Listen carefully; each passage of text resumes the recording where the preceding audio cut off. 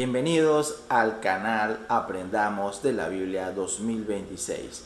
En este video vamos a hablar sobre la eclesiología.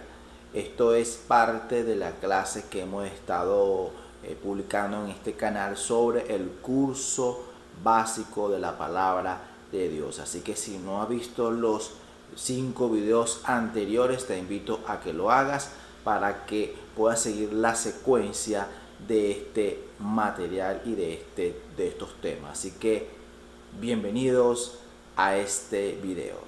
Vamos a estar compartiendo el material por la pantalla y le vamos a estar dando lectura al tema y explicando ciertos puntos. Así que comenzamos con la eclesiología, que es el estudio de la iglesia. Entonces la eclesiología propiamente es el estudio profundo de la iglesia en su naturaleza, ordenanza, ministerio, misión. Ahora vamos a ver lo que es el significado de la palabra iglesia en sus diferentes lenguajes. Por ejemplo, en el origen griego, como mencionamos anteriormente, viene de la palabra eclesia, que significa literalmente reunión de un pueblo por convocación. Viene del verbo griego eklaleo o convocar. Ahora, en base al uso local, se refiere a una iglesia local específicamente, una congregación visible en una ubicación determinada. Y en sentido universal, abarca la iglesia universal, donde todos los creyentes verdaderos en Cristo asisten o conforman estas iglesias universales. Entonces, la iglesia representa una separación santa del mundo. Como ciudadanos del reino de Dios, los creyentes deben vivir según los principios divinos, rechazando la iniquidad y la inmoralidad. Esta separación no es aislamiento, sino distinción moral y espiritual que permite la presencia de Dios, su protección, guía y victoria sobre las fuerzas del mal. Entonces, esto es lo que en sí significa la iglesia. Es una separación del mundo, pero en cuanto a sus prácticas pecaminosas. No es que se va a aislar del mundo, los cristianos no van a tener relaciones con ninguna personas del mundo porque sencillamente no son cristianos, no. Lo que significa es apartarse de las prácticas pecaminosas del mundo para estar en la presencia de Dios. En cuanto a la iglesia y el reino de Dios, la iglesia no es propiamente el reino de Dios, pero es un elemento fundamental de él. De ella saldrán los que son futuros gobernantes del reino, quienes serán establecidos por Cristo en el reino del milenio. La iglesia es como una pérola preciosa que será vista públicamente en su lugar de honor durante el milenio y en la eternidad del reino. Su presencia hace que el reino esté más cerca de este mundo. Entonces, la verdadera iglesia de Cristo no tiene compromiso con este mundo, sino con el mundo venidero. No puede servir a dos señores simultáneamente. La iglesia disfruta de los poderes del siglo venidero con el propósito de estar preparada para gobernar en él. Su obra no se terminará en el arrebatamiento, sino que estará preparada para comenzar la obra divina en la era venidera. Aquellas iglesias que se comprometen con el mundo y caminan de la mano con el sistema dominado por el enemigo, se aproximan peligrosamente a lo que menciona Apocalipsis 17. Sobre el origen de la iglesia, tenemos el primer punto en la mente de Dios. La iglesia nació en la mente de Dios el día en que Lucifer pecó o se rebeló.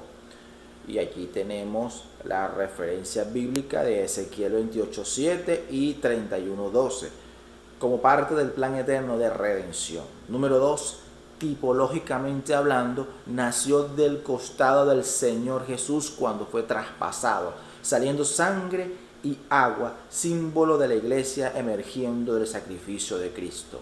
Y número 3, en sentido o hablando literalmente, fue fundada en el día del Pentecostés, cuando el Espíritu Santo descendió sobre aproximadamente 120 personas o creyentes reunidos y recibieron el Espíritu Santo. Entonces, las palabras de Cristo confirman que la iglesia estaba en el futuro. Sobre esta piedra edificaré mi iglesia. En el Salmo capítulo 102, los versículos del 13 al 28, allí se habla de profecías que incluyen las 3 medidas de harina que Mateo 13 menciona sobre Jerusalén, las naciones de la tierra y la iglesia como un pueblo que ha de ser creado. Ahora, en cuanto al día de Pentecostés, que es el nacimiento de la iglesia, hay 4 elementos importantes acá. Número 1, la espera. Como mencionamos anteriormente, aproximadamente 120 personas aguardaban la promesa del Padre en el aposento alto, perseverando en oración y unidad. Número 2, el bautismo. Estas 120 personas fueron bautizadas por el Espíritu Santo, recibiendo poder sobrenatural para testificar. Número 3, el crecimiento. En ese mismo día se agregaron casi 3.000 almas a la iglesia y poco después 5.000 más. Y número 4, el patrón. Se estableció un patrón doctrinario definitivo. Doctrina apostólica, comunión, partimiento del pan y oraciones. Entonces, la iglesia primitiva tenía características distintivas. Preservaban en la doctrina de los apóstoles. Vivían en comunión, partían el pan, se dedicaban a las oraciones, se reunían para el culto público y contribuían para el sustento de los necesitados. En cuanto a las diversas aplicaciones de la iglesia, tenemos 3 elementos. La iglesia institucional, que está representada ante la sociedad, políticamente organizada. Es la iglesia en sentido jurídico con derechos y deberes ante el Estado. Está la iglesia con membresía, que es el conjunto de fieles oficialmente registrado en la iglesia local, con derechos y deberes pertinentes a la comunidad. Y la iglesia local es el conjunto visible de cristianos locales que, por la fe en Dios en la persona del Señor Jesús, viven en comunión. Entonces, para formar parte de la membresía es imprescindible hacer profesión de fe y someterse al bautismo. Sin embargo, estas exigencias, aunque importantes, no garantizan necesariamente el ingreso al cuerpo de Cristo en sentido espiritual. La iglesia local puede ser un grupo de cristianos reunidos en una casa. Los cristianos de una ciudad, de una provincia o grupos que profesan ser cristianos en cualquier lugar. Ahora, en cuanto a las iglesias locales en el Nuevo Testamento, como pueden ver en la lámina, hay varias iglesias allí con sus referencias bíblicas. Tenemos la iglesia de Jerusalén, Antioquía de Pisidia, Listra, Deber, Filipo, Tesalónica, Berea, Troas, Éfeso, Corintio y Babilonia. Es importante notar que la palabra iglesia en el Nuevo Testamento nunca se refiere a un edificio o templo literal. La traducción en la iglesia en 1 Corintios 11:18 tiene en el original griego el sentido de como iglesia. Entonces, actualmente la iglesia puede significar la casa de oración o el templo donde se reúne el pueblo de Dios. Los varios segmentos del cristianismo también son llamados iglesias, como la iglesia católica, evangélica, pentecostal, bautista, protestante, asamblea de Dios, entre otras. Ahora hablemos sobre la iglesia universal como organismo vivo. La iglesia universal no es una organización, sino un organismo vivo. En cada uno de sus miembros palpita la vida del Señor Jesucristo. Templo del Espíritu. No posee un lugar propio para reunirse. Ella misma es el templo del Espíritu. Y como cuerpo místico, hace referencia de Cristo, está formada por todos verdaderamente los que han recibido como Salvador. Entonces, como dice Romanos 12, 4 al 5, porque así como en un cuerpo tenemos muchos miembros y no todos los miembros tienen la misma función, así nosotros, siendo muchos, somos un solo cuerpo en Cristo, pero individualmente somos miembros unos de otros. Cuando Cristo dijo a sus discípulos que edificaría su iglesia, estaba hablando en sentido universal. Esta iglesia trasciende denominaciones, culturas y épocas, uniendo a todos los verdaderos creyentes en una sola fe y en un solo Señor. El fundamento de la iglesia, debate teológico. En cuanto a las enseñanzas católicas romanas, ellos consideran al apóstol Pedro la piedra fundamental sobre la cual Cristo edificó su iglesia, basándose en Mateo 16 al 19. Pedro es la roca sobre la cual está edificada la iglesia. A Pedro fue dado el poder de las llaves. Pedro se convirtió en el primer obispo de Roma y la autoridad pasa a través de papas y obispos. Esto es en cuanto a la enseñanza católica romana. En cuanto a la enseñanza bíblica, tenemos que el sustantivo femenino Petra designa una roca grande y firme, mientras que Petros se aplica a pequeños bloques móviles. Entonces, Cristo es la piedra, Jesús es el principal o es la principal piedra angular. Pedro mismo lo declara y los padres de la iglesia primitiva así lo confirman. Entonces, una iglesia sobre la cual las puertas del infierno no prevalecerán, no puede reposar sobre Pedro, sino sobre Cristo mismo.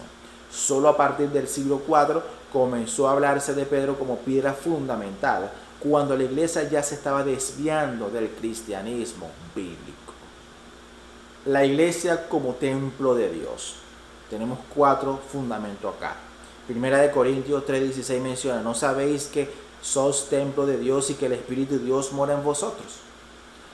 Entonces aquí tenemos el primer elemento, el fundamento. El fundamento de sustentación al edificio. El fundamento de la iglesia es nuestro Señor Jesucristo, la roca inquebrantable. La estructura. La construcción debe seguir las exigencias del constructor. La iglesia debe seguir fielmente los requisitos de Dios: equilibrio, santidad, fe, amor y comunión. El plano, la planta de construcción, es la palabra de Dios, nuestra única regla de fe y práctica. Conserva el modelo de las sanas palabras, segunda de Timoteo 1:13. Y los materiales, cada cristiano representa una piedrita en esta construcción espiritual. Vosotros también, como piedras vivas, sois edificados en casa espiritual. La iglesia como cuerpo de Cristo. Esta figura del lenguaje muestra que la iglesia es un organismo vivo, ligado a Cristo, bajo su orientación, formando una unidad compuesta de judíos y gentiles. Entonces tenemos la vida como cuerpo. La iglesia participa de la vida de Cristo. El que oye mi palabra y cree tiene vida eterna. Como la parte de la sensibilidad. Si una parte del cuerpo sufre, todo el cuerpo siente problema. Amaos cordialmente unos a otros. En cuanto a la unidad, todo cuerpo, teniendo muchos miembros, es un solo cuerpo. La iglesia primitiva vivía tan unida que tenían todos en común. En cuanto a la cooperación, todos los miembros están interconectados, prestando servicio unos a otros. El ojo no puede decir a la mano: no te necesito. O sea, ¿por qué? Porque es necesario, todo es un componente. Y en cuanto al crecimiento, el cuerpo crece a través de nutrientes. Igualmente, la iglesia debe crecer en la gracia y conocimiento de nuestro Señor Jesucristo. También hay otros símbolos que hacen referencia a la iglesia, como por ejemplo la novia de Cristo, donde en 2 de Corintios capítulo 11 versículo 2 y 3 se menciona: porque os celo con celo de Dios, pues os he desposado con un solo esposo, para presentaros como una virgen pura a Cristo. Igualmente menciona otro versículo que como novia de Cristo la iglesia está desposada con él y debe ser fiel al Señor, preparándose para la ceremonia de las bodas del Cordero. Y también se representa como ejército. Efesios 6, 10 y 11. Por lo demás, hermanos míos, fortaleceos en el Señor y en el poder de su fuerza, vestidos de toda la armadura de Dios. Y en 2 de Timoteo 4, 7 y 8, la iglesia es comparada a un ejército porque está en combate espiritual contra el mal. Este conflicto continúa hasta que la iglesia alcance la vida venidera. El tabernáculo, tipo de la iglesia. En Éxodo 25:8 se menciona: y me harás un santuario y habitaré en medio de ellos. Entonces el Señor mantuvo comunión con el hombre desde el jardín de Edén.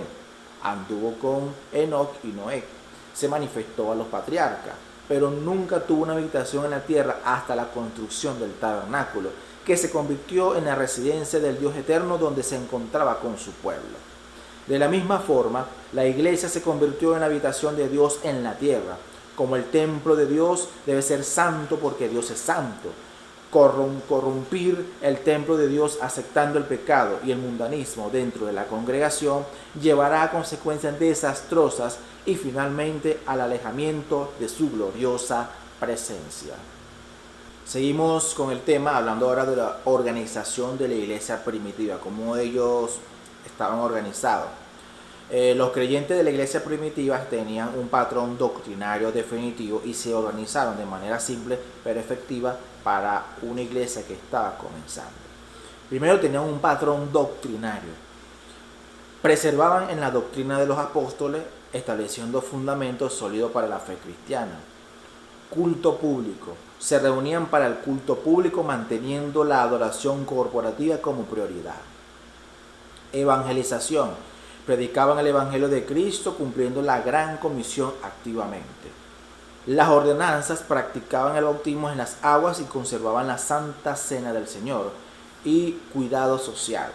Proveían ayuda a los necesitados depositando contribuciones a los pies de los apóstoles. Pablo y la organización de las iglesias locales. Pablo se encargaba de organizar sus convertidos en comunidades, como son las iglesias locales. Su objetivo era promover los medios por los cuales fueron edificados e instruidos, celebraban la cena, adoraban a Dios y se involucraban en el proyecto de expansión al cristianismo.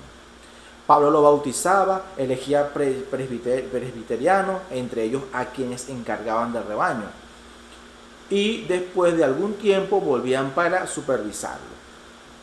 El objetivo de Pablo no era apenas declarar o anunciar el Evangelio. Él quería persuadir a las personas, convertirlas, ganarlas para Cristo y después organizarlas en iglesias y discipularlas. Esto formaba parte de un objetivo mayor, ver la iglesia de Cristo edificándose para la expansión y el fortalecimiento. Pablo nos enseña que no podemos estar satisfechos apenas con una mera proclamación. Debemos instar con los hombres, persuadirlos, forzarlos, hablando en sentido bíblico, a entrar al reino de Dios, dejando los resultados en las manos de la providencia divina. ¿Cuáles eran los oficios en la iglesia primitiva? Estaban los presbiterios, que viene del griego anciano. Estas eran personas con madurez y sabiduría, ordenados por la iglesia para ocupar cargos locales como auxiliares de pastores. Habla de equilibrio, sabiduría y experiencia. Luego estaban los ministros, del griego siervo o servidor. Estos eran ordenados para funciones de pastores y evangelistas. Habla de trabajo, obediencia, sumisión al llamado divino. Y están los obispos, del griego supervisor, administrador, vigía, que habla de una buena visión para discernir peligros. Significa estar atento, alerta y vigilante para guardar y proteger el rebaño. Entonces, cada uno de estos oficios tenían características específicas y complementarias en el cuidado del rebaño de Dios. La iglesia primitiva reconocía estos diferentes aspectos del liderazgo espiritual, todos esenciales para el funcionamiento saludable del cuerpo de Cristo. Como pueden observar en esta imagen, tenemos los 5 dones ministeriales. En Efesios 4, 11 y 12 se menciona: y él mismo constituyó a unos apóstoles, a otros profetas, a otros evangelistas, a otros pastores y maestros, a fin de perfeccionar a los santos para la obra del ministerio, para la edificación del cuerpo en Cristo. Entonces tenemos ahí la pirámide, la pirámide principal, el apóstol que lanza el fundamento. Luego sigue el profeta que fiscaliza a través de la revelación. El evangelista persuade y atrae almas. El pastor guarda y levanta paredes, y el maestro instruye y organiza. Entonces, estos 5 dones ministeriales fueron dados por Cristo para el perfeccionamiento de los santos y la edificación del cuerpo en Cristo. La múltiple acción del Espíritu Santo se realiza a través de cada uno de estos ministerios de manera específica y complementaria. En cuanto al ministerio apostólico, tenemos 4 clases principales. La primera clase es Jesucristo. Jesús ocupó todos los cargos ministeriales. Es llamado apóstol. Como enviado del Padre, solo él ocupa esta categoría de enviado del cielo. La segunda clase son los 12 apóstoles del Cordero. Nadie más puede ocupar esta clase, pues fueron testigos oculares de la vida y resurrección de Cristo. Tercera clase, de fundación. Aquellos que lanzaron las doctrinas fundamentales del Nuevo Testamento. Pablo está en esta graduación, pues escribió la mayoría de las doctrinas neotestamentarias. Y la cuarta clase, no fundamentales, que son los que no escribieron doctrinas del Nuevo Testamento, como Epafrodito y Bernabé. Muchos misionarios de hoy están en esta clase. En cuanto al ministerio profético, los apóstoles eran hombres que hablaban bajo el impulso directo del Espíritu Santo, con motivación e interés principales en la vida espiritual y pureza de la iglesia. Bajo el nuevo pacto fueron levantados y revestidos de poder para traer mensaje de parte de Dios. Está el profeta de fundación, que son aquellos que lanzaron doctrinas por revelación a la iglesia, como Pablo, que escribió revelaciones fundamentales del Nuevo Testamento. Están los profetas de edificación, como Lucio, Bernabé y Ágabo, que profetizaron eventos específicos, pero no trajeron revelación doctrinal nueva a la palabra de Dios. Y está la cualificación actual, que un profeta debe ser predicador y maestro de la palabra, fiscal que compara la obra con el proyecto original, la palabra de Dios. En la nueva alianza, los cristianos tienen el Espíritu Santo habitando en su espíritu, por lo que deben ser dirigidos por la palabra escrita y el testimonio interior del Espíritu, no consultando profetas como en la antigua alianza. En cuanto a los evangelistas, que son los proclamadores de las buenas nuevas, viene por supuesto del griego proclamador. Jesús fue el mayor evangelista de todos los tiempos, y ahí están las referencias bíblicas de todo lo que él hizo cuando estuvo aquí en la tierra. Fue su principal objetivo, ¿no? El proclamar las buenas nuevas. Después de eso, Felipe es el ejemplo perfecto del evangelista neotestamentario. Cuando las buenas nuevas son proclamadas en el poder del Espíritu Santo, tienen la autoridad de Cristo, revelan la justicia de Dios, demandan arrepentimiento, convencen del pecado y generan fe en el corazón del pecador, trayendo salvación. Número 1. Predicación del Evangelio. Felipe predicó el Evangelio de Cristo con poder y unción divina.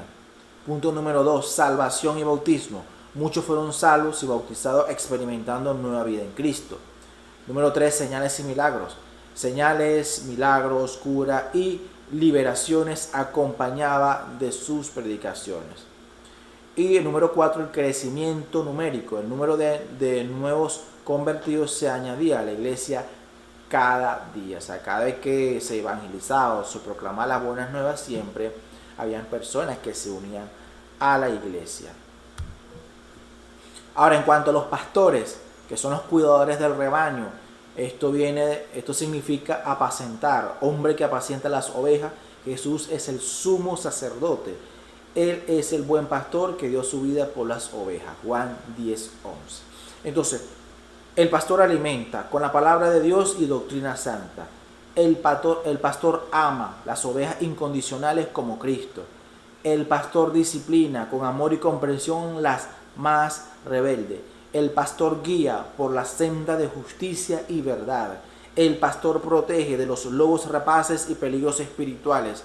Y el pastor ayuda en las necesidades espirituales y materiales. Entonces los pastores deben ser seleccionados no por política, apadrinamiento parentesco, sino según la sabiduría del Espíritu Santo conceda a la iglesia, siendo examinadas las cualidades espirituales del candidato. No es que van a poner un pastor porque hay preferencia o por parentesco, porque el padre fue pastor, ahora el hijo va a ser pastor y el hijo del pastor va a ser pastor. No, sino como dice acá la lámina, debe ser con sabiduría del Espíritu Santo según sus cualidades. Es que debe ser nombrado como pastor de la iglesia. En cuanto a los maestros, que son los instructores en la palabra de Dios, su misión principal es la de aclarar, exponer y proclamar la palabra de Dios para edificar el cuerpo de Cristo. Su misión es defender y preservar el Evangelio mediante la ayuda del Espíritu Santo. El propósito va a ser producir santidad, llevando al cuerpo de Cristo a un compromiso inquebrantable con el modo piadoso de vida según la palabra de Dios. La evidencia del aprendizaje cristiano no es solo lo que la persona sabe, sino cómo vive. Lo otro es preservar la verdad, conducir fielmente a la iglesia a la revelación bíblica y al mensaje original de Cristo y a los apóstoles, combatir falsas doctrinas, desenmascarar principios y prácticas falsas, manteniendo la pureza del mensaje original de Cristo y establecer fundamentos. La palabra inspirada de Dios debe ser el testamento de todo pastor o de todo maestro, ideal y práctica de la iglesia. El papel del cristiano en el reino. Primeramente, buscar incesantemente. Es responsabilidad del creyente buscar el reino de Dios en todas sus manifestaciones, teniendo hambre y sed de la presencia y el poder divino. Número 2, esforzarse por entrar. Solo quienes se esfuerzan se apoderan del reino. Los movidos por Dios resuelven romper con prácticas pecaminosas y seguir a Cristo. Y número 3, combatir por la fe. Pertenecer al reino requiere esfuerzo sincero y constante, un combate de fe con fuerza, voluntad de resistir a Satanás y al pecado. Entonces, no conocerán el reino de Dios aquellos que raramente oran, transiguen con el mundo, negligean la palabra de Dios y tienen poca hambre espiritual. Es para creyentes como José, Elías, Daniel, Pedro, Juan, Pablo y mujeres como Débora, Esther, María y Ana. Una evidencia máxima de que la persona está viviendo el reino de Dios es vivir una vida de justicia, paz y alegría en el Espíritu Santo. Ahora, en cuanto al bautismo, que es el símbolo y el significado. La palabra bautismo, usada en la fórmula de Mateo 28, 19 y 20, significa literalmente sumergir o inmergir. Esta interpretación es confirmada por eruditos de la lengua griega e historiadores de la iglesia. Entonces, la fórmula trinitaria es en nombre del Padre, del Hijo y del Espíritu Santo. Una sola inmersión simboliza muerte al pecado y resurrección de Cristo. Y dos naturalezas, muerte al viejo hombre y vida nueva en Cristo. Entonces, como dice Romanos 6, 3 y 4, ¿no sabéis que todo lo que hemos sido bautizados en Cristo Jesús, hemos sido bautizados en su muerte? Porque somos sepultados juntamente con Él para muerte por el bautismo, a fin de que, como Cristo resucitó de los muertos por la gloria del Padre, así también nosotros andemos en una nueva vida. Entonces, el bautismo en las aguas no tiene poder para salvar a nadie. Las personas son bautizadas no para ser salvas, sino porque ya son salvas. Simboliza identificación con Cristo en su muerte y sepultamiento para vivir en novedad de vida. La misión de la iglesia en la tierra. La iglesia de nuestro Señor Jesucristo fue establecida en la tierra por Él mismo, con 4 misiones fundamentales que definen su propósito y razón de existir. La adoración y servicio. Adorar y servir a Dios como lugar de su habitación. Los verdaderos adoradores adorarán al Padre en espíritu y en verdad. Número 2, edificación mutua. Como cuerpo de Cristo, edificar unos a otros viviendo con amor, santidad, comunión, siendo sal de la tierra y luz del mundo. Número 3, evangelización mundial. Misión para con el mundo perdido. Evangelizarlo llevando el mensaje de buenas nuevas a toda criatura. Ir por todo el mundo y predicar el evangelio. Y número 4, testimonio luminoso. Actuar como luz que ilumina un mundo en densas tinieblas. Vosotros sois la luz del mundo, así resplandezca vuestra luz. Entonces, la iglesia tiene responsabilidad con Dios, consigo mismo y con el mundo. Fue exactamente para esto que fue capacitada por el Espíritu Santo en el día del Pentecostés. Que cada creyente pueda tener una visión más amplia de lo que es realmente la iglesia de nuestro Señor Jesucristo, cumpliendo fielmente su llamado divino hasta que Él venga. Este ha sido el interesante tema de este video, así que si te gustó este video, dale un fuerte like, comenta, comparte. Si no has visto los otros 5 videos anteriores, te invito a que lo veas para que puedas seguir esta secuencia de videos. Como hacer un recordatorio, el primer video fue introducción a la bibliología, después hablamos sobre la teología o el estudio de Dios, luego hablamos sobre la cristología, seguidamente hablamos sobre la paracletología, que es el estudio del Espíritu Santo, hablamos sobre la antropología bíblica y ahora que es la eclesiología, que como vimos es el estudio de la iglesia como cuerpo de Cristo. Todos conformamos la iglesia, no solamente no es la edificación como tal, sino todas las personas que se reúnen en ese lugar son la iglesia de Cristo.